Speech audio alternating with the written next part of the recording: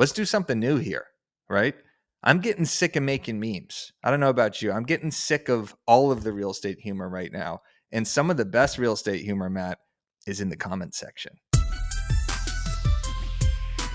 Broke Agent presents Over Ask Podcast. So the other day I was on the BAM Instagram account and I said, you know what? Let me do an engagement bomb right here. Let me just get some storytelling where the actual content is in the comment section. So I asked, what is the most embarrassing thing that has happened to you in front of a client? And we got 350, 400 comments. And some of them are so good. We said, you know what? Let's bring back the podcast so we could talk about these things. We'll read these comments and then we will react. I stopped too fast and had a client rear end me, wrecked my truck, and we had to keep going on with showings like nothing happened. See, this is also the nightmare scenario, Matt. If you have a client following you and you're constantly just looking in the rearview mirror, wondering if they went through the yellow light just like you did, do you have to call them? Do they have it in their GPS like a normal person? But then you stop and then they wreck you in the back. That's tough to recover from. I'm gonna be honest. When clients say, "We'll just follow you," all my sense of direction out the window. I have no clue where I'm going. It doesn't matter if you have it pulled up. No. Right there. You'll take a wrong turn. Yeah. I try my best to run those yellows to get them stuck at the red. Exactly. I couldn't even tell you.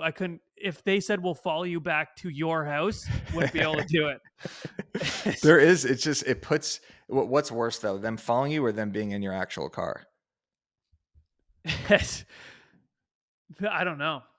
I think being in the car is probably worse because you still have all of that of like no sense of direction, but then you can't even like pretend like once you get there and you get out of the car, you can't even pretend like, oh yeah, just, I had to go grab gas. Yeah, because they were with you the entire time. Like, yeah, this should have only taken 8 minutes, but it took 20 minutes because this guy was so rattled that I was sitting in his front seat. Also, you have to worry about the music selection when you're driving around a buyer. Do you have the radio on? Do you have a playlist on? Does some music you don't want to pop on the playlist? It's rattling. Basically, moral of the story is if you're showing around a client, obviously it's good to have them in your car because you can talk about the neighborhoods. That's what a top producer would say. Right. But if you have anxiety like myself or Matt, just have them meet you at the showing. On the same theme here, Matt, listen to this one. I had some buyers following me and I went to change the song and almost missed the turn. Forgot buyers were following me and they tried to keep up and got into an accident. They didn't blame me, surprisingly, as the wife was complaining that the husband was also on his phone. All right, this might take it to a whole new level. Instead of you getting in the accident, I don't know what's more embarrassing, you getting in the accident or because of something you did, your client getting into the accident behind you. Imagine you're just trying to run that yellow and then in your rear view you see an explosion. Just a head-on Final Destination, explosion. You see the guy swerve last minute. Here's another tip. If you are trying to meet your client at another house, you leave at the same time, fiddle around on your phone for a little bit or just wait an additional 20, 30 seconds so that this situation, because it's even worse if you actually pull up to a light and they're next to you. You can't see your client when you're driving to a house. You gotta basically, if you see your client, if you pull, if I was driving to a house and my client pulled up to me and I wouldn't even know what I would roll up the window and literally sit there like this. I just did it. I was probably, and the whole time you're like, shit. And there's like, what are you going to do? Like, I would almost rather in that situation, like at a red, just drive and get T-boned. Yeah, getting a wreck, because if they pull up next to you, even if it's someone I know, not at a showing, and someone pulls up next to me and I'm driving, it somehow creates the most awkward thing because you have to roll down your window and be like, hey, you know, look, it's us. We're both at the same light. This is crazy. It just happened last week. There's nothing worse than pulling up to a red with the clients that you've just seen. Nothing. Oh my God. That is so true. There's so many stories, but the first one that comes to mind is scheduling a showing for a new build for an out-of-state buyer. And he's following me and I can't find it. We drove in circles and circles until I realized it hadn't even been built yet. Not not sure why it was in the system to schedule for a showing, but it was literally an empty lot. I felt so dumb. All right. I mean, these keep getting worse and worse. It's one thing to not be able to find the house, but if you can't find the house because it doesn't even exist in the first place, that's imagine the amount of steps that have to go into something like this. You call the buyer, you say, "Hey, good news.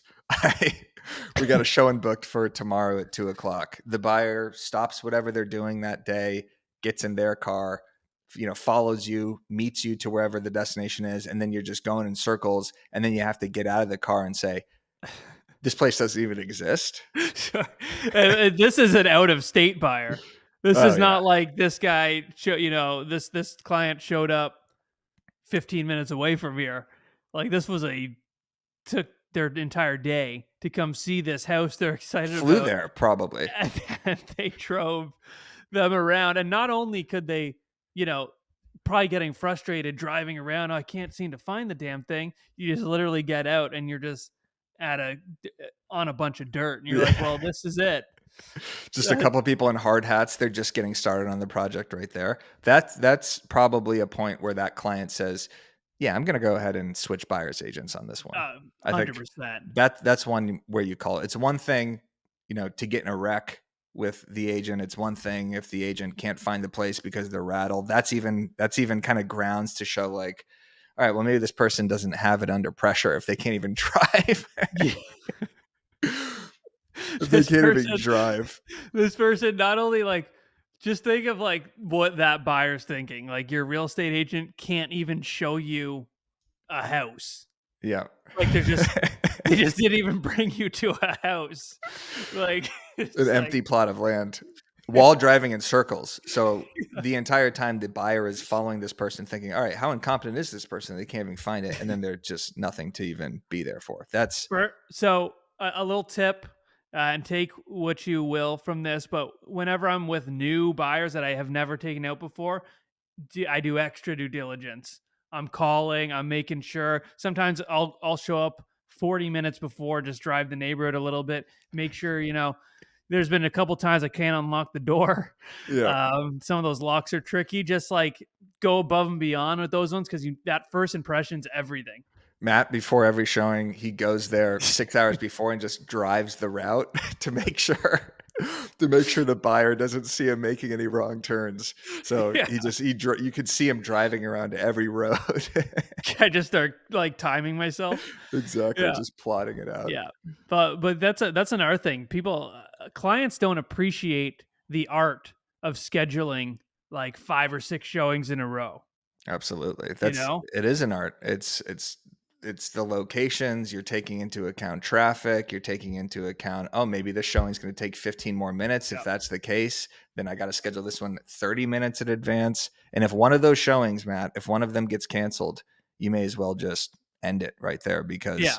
it's going to ruin your life and your Find a day. new job. Yeah. Yeah. It's yeah, you get a new career after that. Especially like it's one thing if it's one of the ones you sandwiched, your first or your ender, but that 3, 4, that third or fourth gets canceled, you You're go get a done. new job. Yeah. It was so satisfying sending a client, like say they wanted to see 6 or 7 houses on a specific day. It was so satisfying sending them saying, "Hey, we got them all scheduled. All the ones that you wanted lined up perfectly." Yeah. And you send them that list and they just give it a thumbs up. You want them to say, "Oh my God, you are a brilliant man.